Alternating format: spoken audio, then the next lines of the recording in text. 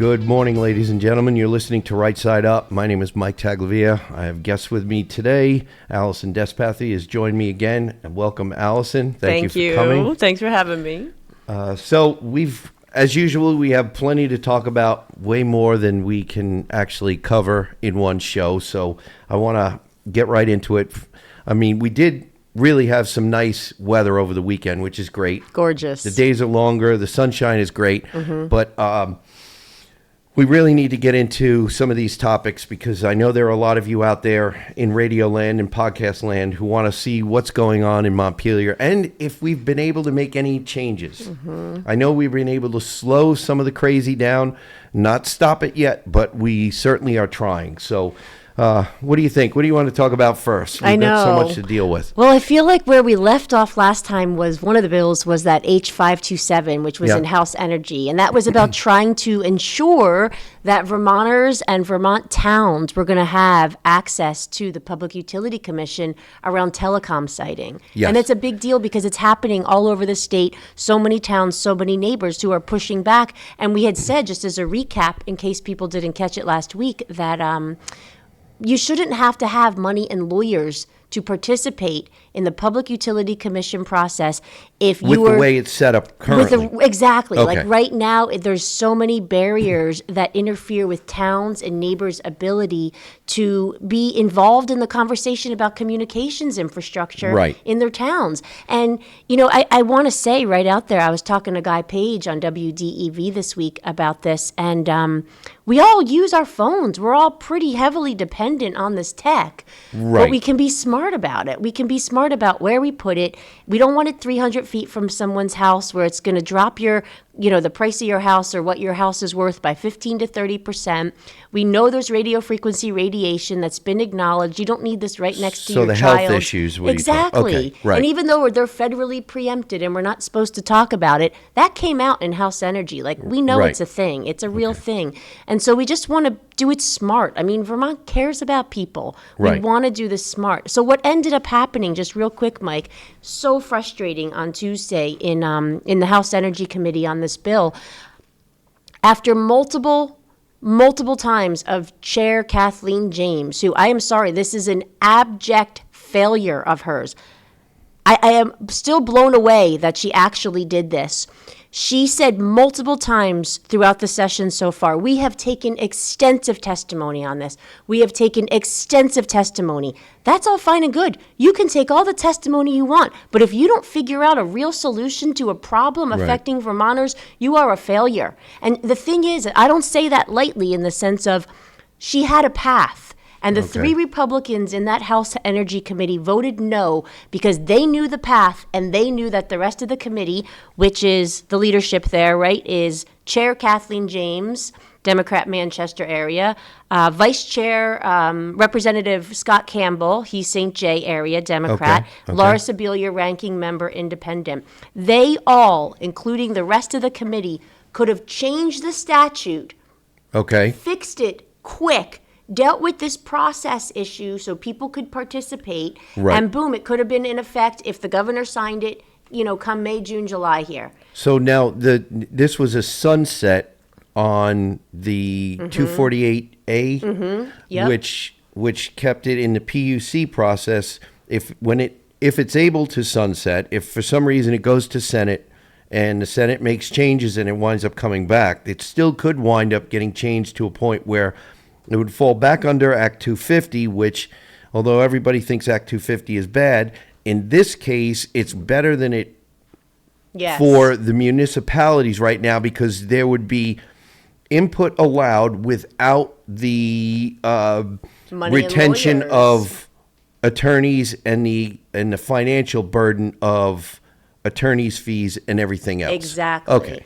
But that's the just thing so is, our listeners a lot understand. of people, very much so, and a lot of people do, like you said, struggle with that Act 250, but there is a place for it, and this is it. But the thing that I would say is, aside from that, even if they just fix the statute, they could make it so Section 248A was more accessible.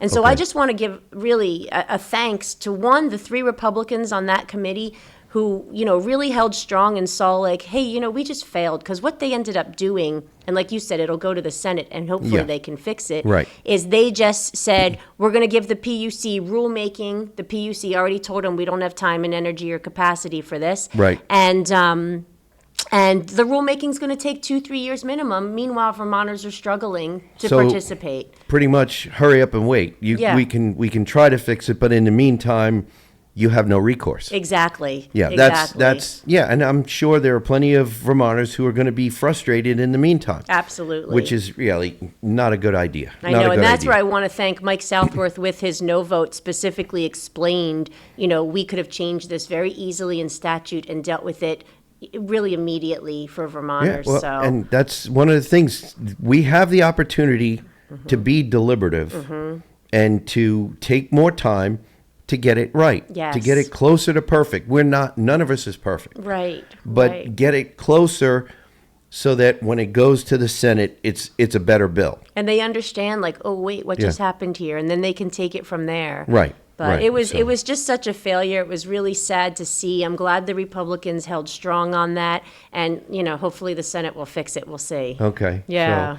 So what else did you want to talk about? There was one other thing Oh, yeah, in we were Senate- talking about the solar sighting. Right. So I think a lot of people are starting to understand, wait, what's going on with our farm fields and our forests, and why are we starting to see and hear about all these massive industrial solar projects going on them and destroying our environment and not even helping us with the return on energy? Well, yeah, then that's the thing that I don't think people realize. Just because you see a solar project in what was a farm field or a hay field or was a forested area doesn't mean, number one, the carbon credits or the renewable energy credits stay in Vermont, get applied here in Vermont. And most people don't realize the energy isn't being sold Right. in Vermont. Right. So the only benefit to Vermont is that these corporations have established themselves here and they're taking advantage of our quote unquote energy policy, which is basically enabling, and you and I have used this term and we've seen it getting more and more popular, this environmental vandalism. Yes. And I say that because you're taking a beautiful hayfield or prime ag soils that could be used for growing corn, feed corn, or sweet corn for us, Cows, could right. be for grazing cattle, Right. for any number of reasons, for any number of crops. And now this is being used by out-of-state corporations for out-of-state benefit, not benefiting the state of Vermont. Exactly. So there's a number of things that most of the listening audience don't understand about how this whole system is set up. I know. And I want to talk about another part of the system that people don't realize, and it's scale. Yes. So the part of the problem with the scale is people don't realize the difference between what industrial solar installations are capable of versus, say, a natural gas site. So this is from, and most of our listeners have heard me quote from Thomas J. Shepstone on Substack, and he reposted or republished from the Energy Bad Boys, and this article is dated February 14, 2026. Solar's massive land use problem. Most public discussions about solar focus on energy production, but power systems are built around reliability during peak demand. Once you look at the grid through the lens of accredited capacity, that is capacity that can be relied upon during a peak demand, instead of annual energy, the land requirements for different technologies look radically different. And I'm talking about scale here, the size of a project, how many acres it would cover. This is the energy versus capacity distinction that most solar land use debates miss. Last September, we were retained by Cerro Gordo County, Iowa, to provide expert witness testimony on a proposed 500 megawatt solar facility, the River City Energy Project. Wow. If you're interested in retaining us, this is something else. As part of the proceedings in generating certificate utility, GCU, docket GCU 2025-004, We were responsible for evaluating the land use and economic impacts of solar in Cerro Gordo County and how it would compare to a new combined cycle CC natural gas facility. So comparing natural gas, which we're familiar with, which has storage capacity, which solar does not, okay? For today's analysis, we'll focus on the land use impacts of solar. They are worse than you think. Long story short, matching the accredited capacity of one natural gas plant sitting on 58 acres of land with solar in 2030 would require over, sit down, ladies and gentlemen, No. 105,792 acres of solar panels, Hideous. roughly 29% of the total land area of Cerro Gordo County. Wow. This is the thing that people don't understand. And, I'll say it again. I use solar, I use battery, and I use a generator. I live completely off grid. I don't do it because I believe I'm going to save the world. I do it for the independence. I like living off grid. And I know there are limitations to solar. I also know that maybe in the future we are going to get to a point where we are better at providing the electricity and storing it. But we're not there yet. And in the meantime, let's not go broke. Right. That's the thing. So I'm just going to read you a little bit more, and then you can find this. If you go to Thomas J. Shepstone and you find him on Substack, you'll be able to see this article reposted. The River City Energy Project is a 500 megawatt solar farm proposed by Ranger Power in Cerro Gordo County, Iowa. If approved, the total project site would be 2,894 acres. Most of it on farmland, equating to an average of 5.8 acres per megawatt of installed capacity. In contrast, the Emery Generating Station, a nearby what the heck is that called? Combined cycle. Let me go back in here. In contrast, the Emery Generating Station, a nearby CC natural gas plant, also located in Cerro Gordo County, has a total rated capacity of 602.8 megawatts and sits on a total of around 58 acres, including the power plant and the parking lot. Land use for this CC plant equates to 0.096 acres per megawatt of installed capacity. We're doing this all wrong in the state of Vermont, ladies and gentlemen. That's what I'm trying to point out here. That's what I'm trying to point out. So I can read a little bit more, but Allison, I don't know if you want any more input here. Well, I think that, this conversation is currently unfolding and happening in Senate Agriculture right now. And this is exactly the most important thing we could be talking about of we love our farms in Vermont. We care about our environment. We love our forests. We have got to talk about siting. Where are we putting this stuff? Put it on the roofs, put it on the businesses. Yeah, commercial Put it on the box buildings. stores, put it on our homes, and directly help the people to save money and reduce consumption. And you know what? When the Renewable Energy Standard came through a few years ago, the governor vetoed it, Democratic supermajority passed it through.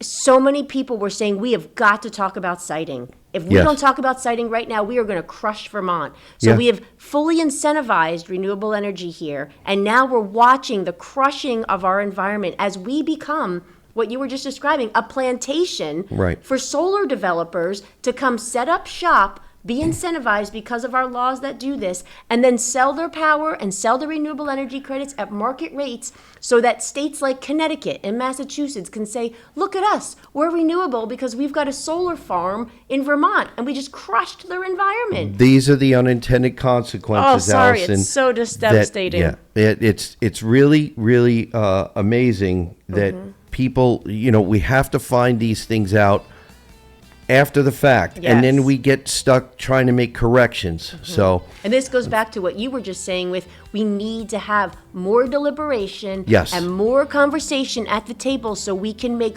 laws that work. That work for the state of Vermont and Vermonters, not other states and out-of-state and special corporations. interests. Exactly. Yes. So, Ladies and gentlemen, we burned through the first segment so far. We've got to pay some bills. We'll be right back. You're listening to Right Side Up.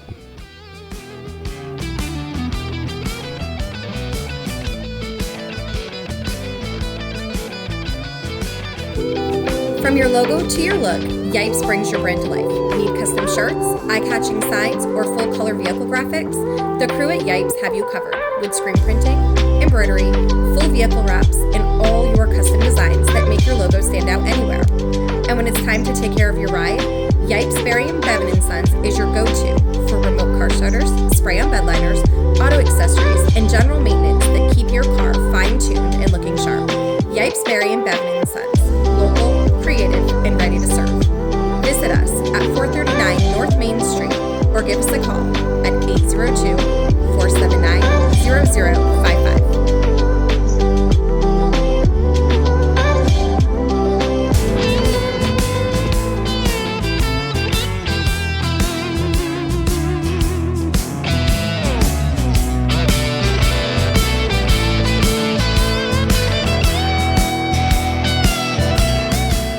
Welcome back, ladies and gentlemen. You're listening to Right Side Up. My name is Mike Taglavia. My co-host today is Allison Despathy. Allison, I think you said we should probably just wrap up the solar sighting. It was something I think in Senate Ag you wanted to go over a little bit, and then we'll move on to another fun topic. Right. Education.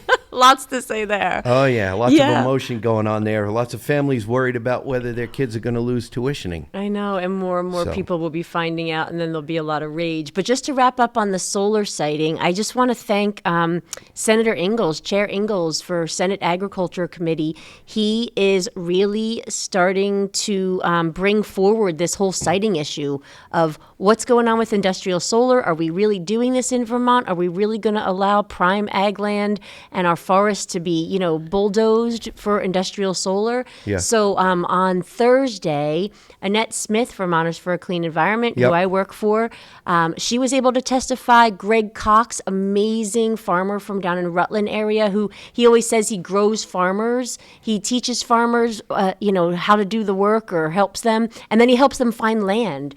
And then we also had Jesse McDougall. He is next to the Shaftesbury Solar Project. He is a farmer there. They had and Greg Burt, my rep and friend Greg Burt, who also has the bill to protect prime ag land and forests in the House Agricultural Committee.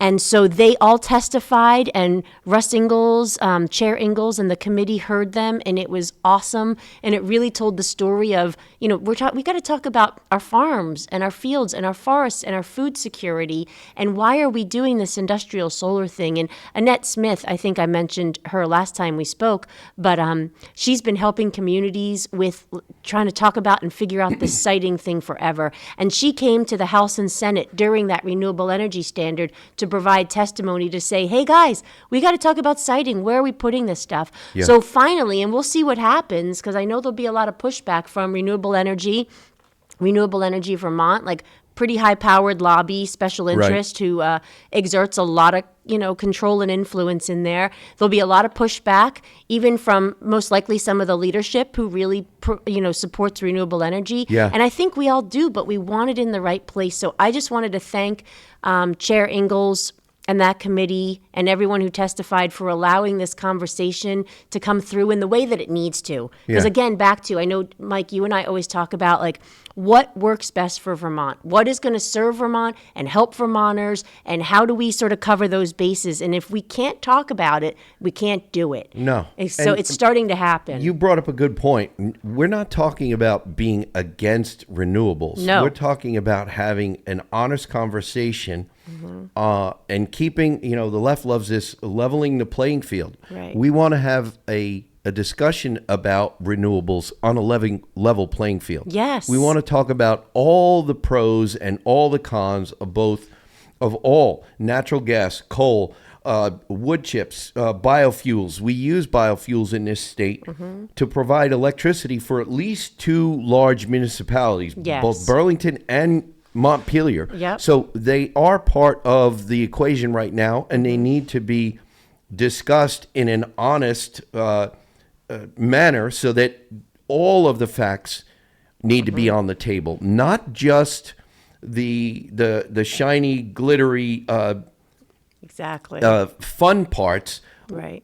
The everything. Yeah. The pros and the cons of all of these issues.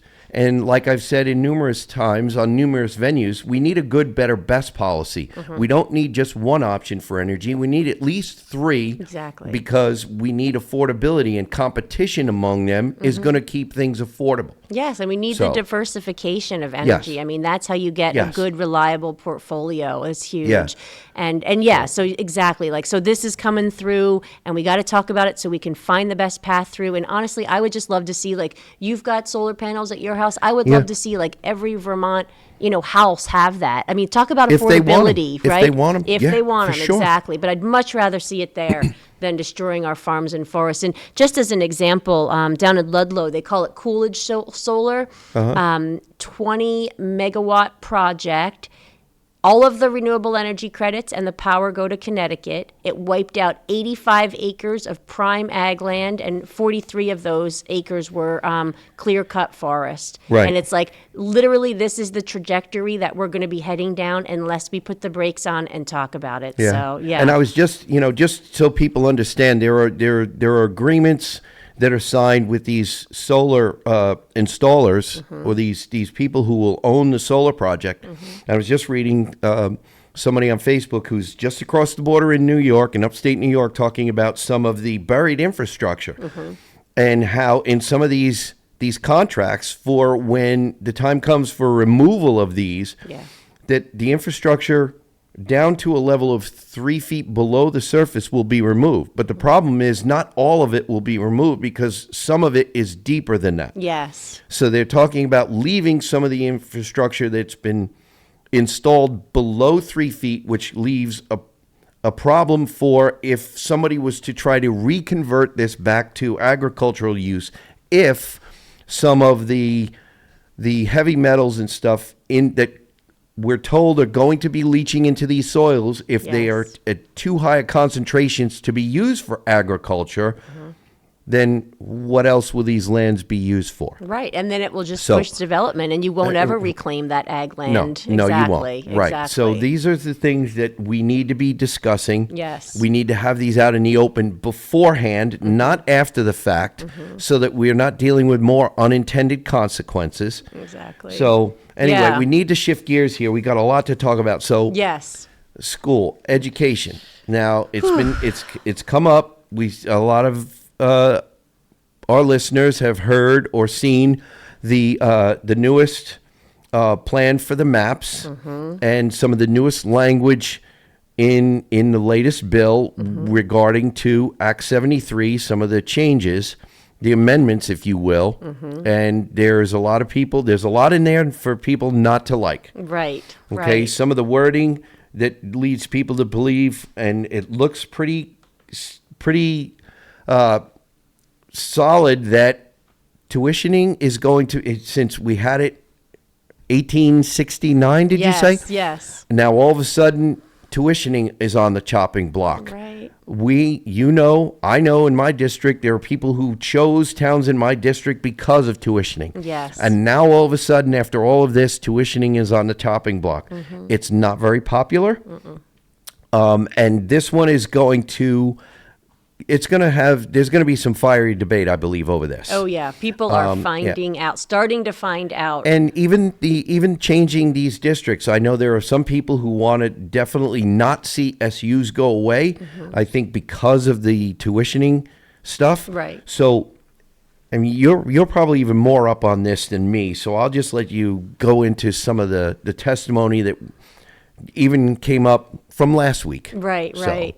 I know, it's so devastating. I think this is one of the big questions. So Friday, yes. Retta Dunlap and I of EdWatch Vermont were able to testify for a half an hour in House Education Committee and just talk about, what are you guys doing? Like, Right. what are you doing here? And we understand there's an affordability issue, but really is the legacy that the House Education Committee wants to leave, or the people who are pushing this, like Chair Peter Conlon, Yeah. do they really want to take away this cherished town tuitioning, school choice that 90 or so towns in Vermont absolutely love. And like you said, people move there specifically so their kids have choice. The people who have tuitioning chose those towns because of tuitioning. And now we were talking about this before we started recording again.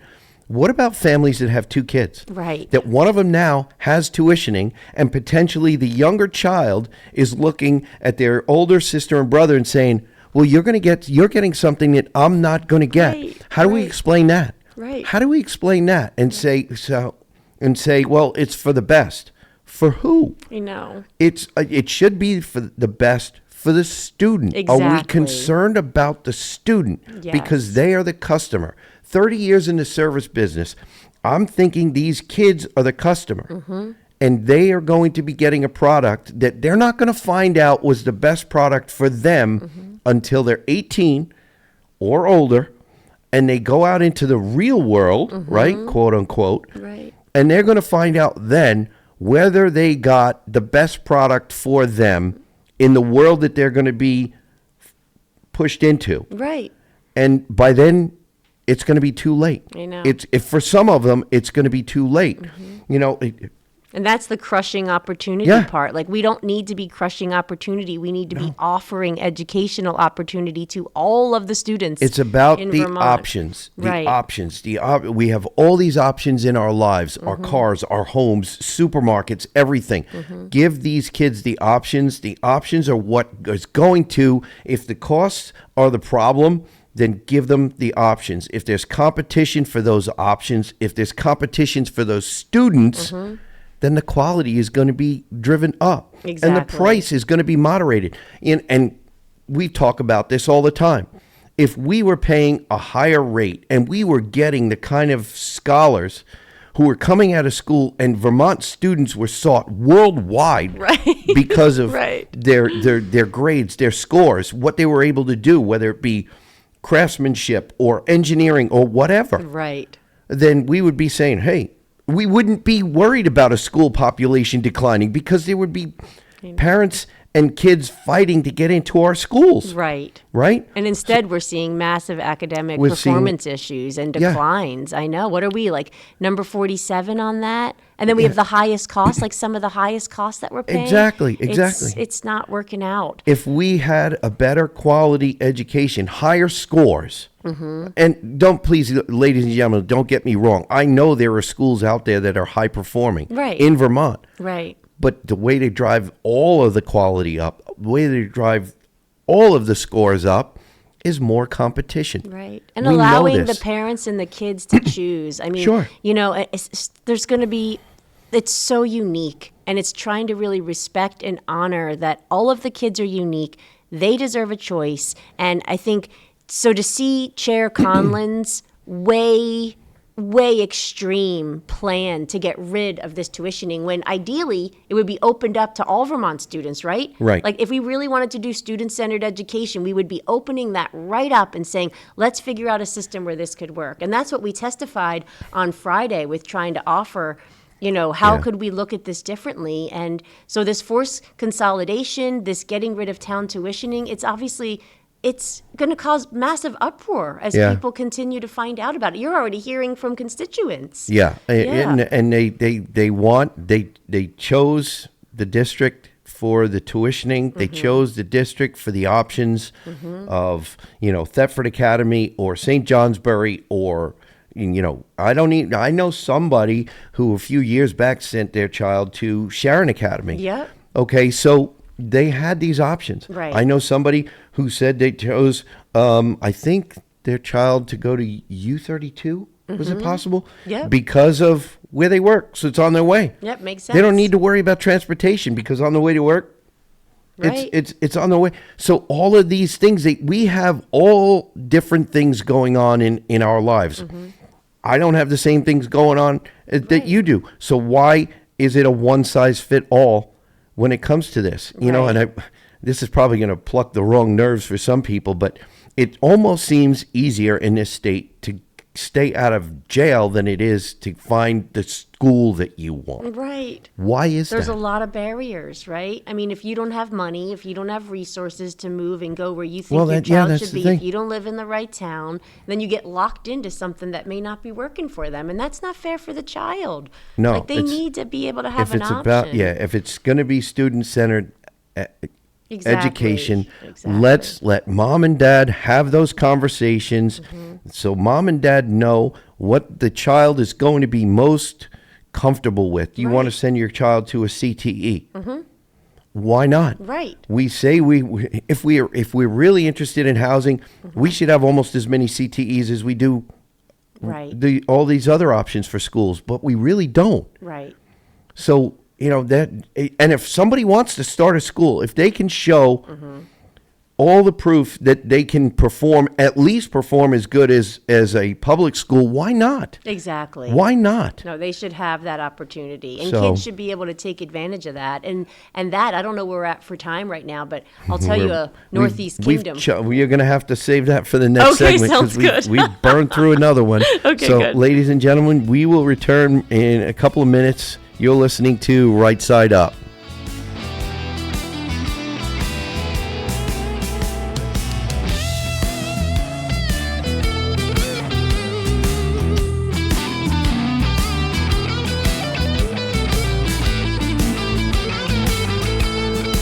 Change your oil the Vermont way. At Vermont Quick Lube in Barrie, you don't need an appointment, you don't need to wait around, and you don't even need to get out of your car. Unlike the competition, we use a pit system, so you stay cozy inside your vehicle while our technicians work efficiently underneath. We'll have you back on the road in 15 minutes. Every oil change includes oil and filter replacement, vital fluid top-offs, tire pressure check, wiper and light check, and an air filter inspection. And those checks aren't just for show. We can replace your wipers, fix your lights, and install a new air filter while you wait.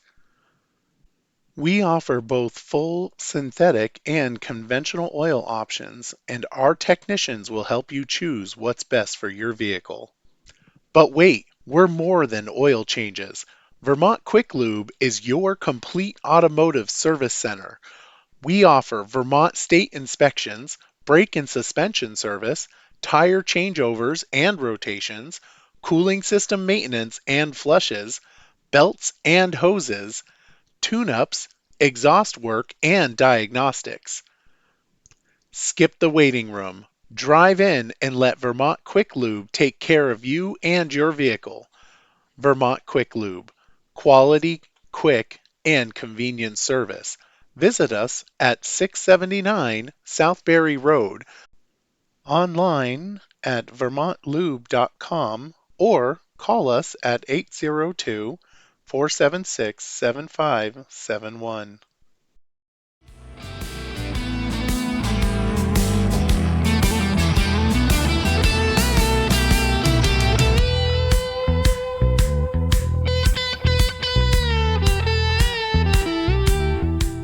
Welcome back, ladies and gentlemen. You're listening to Right Side Up. My name is Mike Taglavia.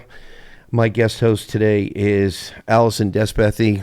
We'll get back into our discussion, but I want to go over some just public announcements. If you, for some reason, would like to get a hold of us, talk about one of the issues that we talk about here on the show, rightsideUpradio@gmail.com. If you can't catch us on WNTK Radio, go to WNTK.com. Click on the podcast button. You'll be able to scroll down to find Right Side Up. You'll be able to find any number of our shows there, and you can listen to us any time of the day or night, and you'll be able to share it with friends. You can also find us on 802 Scoop Facebook. You can find us on 802 Scoop YouTube, and you can also find us at our friends at GraniteGrock.com. So we are trying to spread the word over in as many venues as will have us, and we're happy to have all of them. So let's get back into the discussion here. We were talking about some school education issues, and you wanted to go over something going on in the NAK, and then we're going to need to switch gears and talk about another issue. I know, so there's go ahead. lots to talk about. My gosh. Well, with what's going on up in Montpelier, we are never going to run out of things to talk about. You could literally go through each committee and be like, wait, what is happening? Yes. I know. So, no, I think the last thing on the school issue to talk about is the fact that obviously, hopefully, more and more people will find out and reach out to their legislators and reach out to the House Education and Senate Education committees to really express, how upset they are if town tuitioning goes away and all this consolidation. And just the last thing I want to point out, where I live over in the Northeast Kingdom in Danville, and we've got St. Johnsbury Academy, Linden Institute, Danville as a small public school is there. At least for sort of the southern part of NEK. And one of the big things that's coming up is in Chair Peter Conlon's proposed map. Yeah. Currently, as it stands, Peacham, Barnet, Waterford, and Walden would all get wrapped into a district with Danville. And I think also Cabot as well. And what that would do to those towns is it would remove their ability to have town tuitioning to go to St. J Academy, Linden Institute, and to have the choice. And the families in there, just back to what we were talking about, they want that choice, everything you just said. So as soon as they start to find out, hey, by the way, your town tuition's going away, you're getting plugged into Danville Public School. And don't get me wrong, Danville Public School is great for some kids.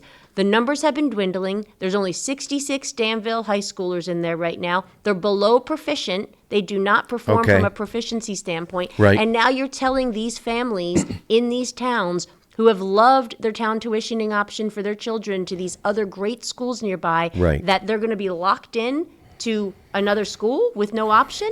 So just to start as another sort of example of what we need to get out there, what people have to realize is happening, and hopefully we can stop it in its tracks. Well, this is why we do Right Side Up. We can't cover all of it. We're trying. We always give you a little bit of homework, okay, talking about schools, unfortunately, as if you're not busy enough in your private life. Right. But keeping an eye on what's going on in Montpelier, unfortunately, it's one of those things we got to do. Yeah. You have to do it. That's why I keep saying, find out who your legislator is. Find out who your senator is. What do they sponsor? Go on their legislative bio page. You can see not only the votes that they made, but also what they sponsored and co-sponsored. Right. Find out what committee they're on. Right. Look at some of those committees. You can see the replays. It's all up on YouTube. And then you get a good feel. Do the research. So come time in November seems like it's really far away. It's really not. Right. It's really not. When it comes to your pocketbook, when it comes to your individual rights, when it comes to your private property rights, November is not that far away. Right. You got to tune in. November's not that far away. Exactly. So, yes. Yeah. So I'm glad you were able to bring that out. Now, Yes. unfortunately, we got to shift gears again. Yes. Yep. Okay, because there is a lot going on. Now, this is from an author who did a commentary. Neil Ryan. Neil Ryan is in my district, and he posted something to Vermont Daily Chronicle that is very close to me because I sit in the Environment Committee, and Act 181 is a big deal. Yes. It was. We talked about it a lot last session. We're still talking about issues in Act 181. Right now, there are some bills in the Senate. So this is really... this is still a big deal, and it has to do, again, with your private property rights, your individual rights, how you are able to use your land, and the hoops or the flaming hoops of fire that you may need to jump through to be able to use your land the way you see fit. Right. So this is, like I said, Vermont Daily Chronicle dated February 16, 2026. Ryan. Act 181 is ending small Vermont farms, and most Vermonters don't even know it. And he speaks truth, ladies and gentlemen. Yep. This is by Neil Ryan. Rural Vermont is not just, quote, a forest block, as defined by planners via GIS maps and undemocratic rulemaking. Rural Vermont is a human institution created with care by generations of men and women who were willing to work the land, a.k.a. rugged individualism, ladies and gentlemen. Yes. Yep. I'm a third-generation Vermont farmer who has called 3 different farms in 3 Vermont towns home. each of those farms, the foundation of my family's livelihood would be impossible under Act 181 and the emerging Act 250 revisions. Most Vermonters have no idea what's coming. Now, just to break from the article briefly, ladies and gentlemen, it's my personal opinion that Act 181 is a disaster for rural Vermont as we know it. There is a plan, and the plan does not have rural Vermont in it. Right. Not the way we know it. Not the way history and the heritage of Vermont has come about. And Mike, I just want to add real quick, this was yet another bill that was passed over the governor's veto with the Democratic supermajority. This is so the a list present gets from the longer, supermajority. Exactly. Unfortunately, yes. So back to the article here. My family started farming in Starksboro in 1981 with a dairy cow and a tent, purchasing an abandoned hill farm with a caved-in house and rotted barn. My grandparents raised Scott Highland cattle, planted 10,000 Christmas trees, and built for multifamily living. My uncle created Highland Sugar Woods there, pioneering specialty glass bottles for Vermont maple syrup and helping establish organic standards for the industry. They didn't ask permission or spend tens of thousands of navigating bureaucratic mazes. They simply did the hard work of farming. Under Act 181, none of that would be possible. The multifamily housing would require navigating Tier 2 and Tier 3 designations. The roads to access the farm would trigger the 800-foot road rule, requiring Act 250 permits. The diversified operation would run afoul of restrictions on accessory farm businesses. In my 20s, I homesteaded in Roxbury. I built a quarter-mile driveway to reach another abandoned farm, constructed a barn on a 140-year-old stone foundation, and drew water from a prior generation stone-lined well. Under Act 181, a young person could not do this. I hate technology, ladies and gentlemen. My computer is fighting with me here. Okay, let's see. Act 181 ends opportunities for the next generation to homestead on the only affordable land left to them. And that is very true, ladies and gentlemen. Do not let anybody, any slick talking, whether they're a legislator, whether they're an attorney, I don't care who they are. That statement is true. It is very true. Yep. Now I farm 200 acres in Corinth and Orange that the Regional Planning Commission designated rural conservation, land set aside for natural resources. Without my meaningful input, this land slated for Tier 2 and Tier 3 restrictions was Governor Dean C. Davis's boyhood farm. It has had 4 different home sites over 2 centuries. Ancient roads connected to a Norwegian commune, a brick kiln, and the early 20th century Maplewood Hotel with its bowling alley and swimming pool. My land has 3 vestigial sugar houses, stone sheep pens from the 19th century sheep boom, and barbed wire fence lines from when milk was shipped to the creamery. Planners call all of this a forest block. This is the profound ignorance at the heart of Act 181. Distant authorities, and I mean distant, and he means very distant, Yep. with computer models decided they know better than the people who work the land. They see static categories, forest blocks, habitat connectors, drawn on screens.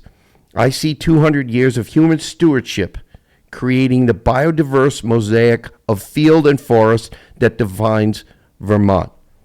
Amazing. This is the heritage and the history of Vermont that is about to be locked away in time in a book in a museum if this is not fought tooth and nail against. Right. Ladies and gentlemen, Right. these are my words, not Neil's. Yep. But we must fight tooth and nail against this. Beginning December 31, 2026, any construction in Tier 3 areas, including potentially a single-family home, will require full Act 250 permits. Want to build a house for your children or aging parents?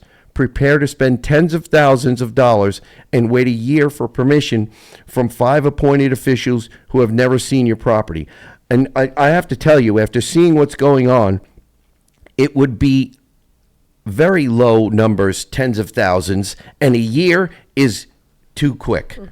I can tell you from other people who've talked to me, this is a very optimistic estimate.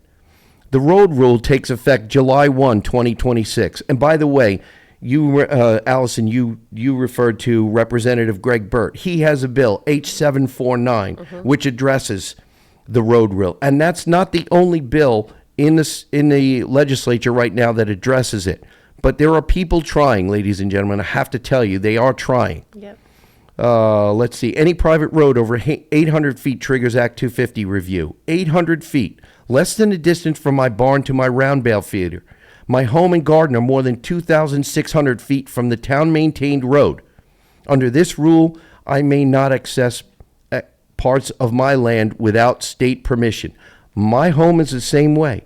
My home is 4/10 of a mile up the hill on my own maintained road. Right. They would make me pay dearly to be able to do that. On-farm businesses that keep me afloat, farm stays aren't clearly exempt.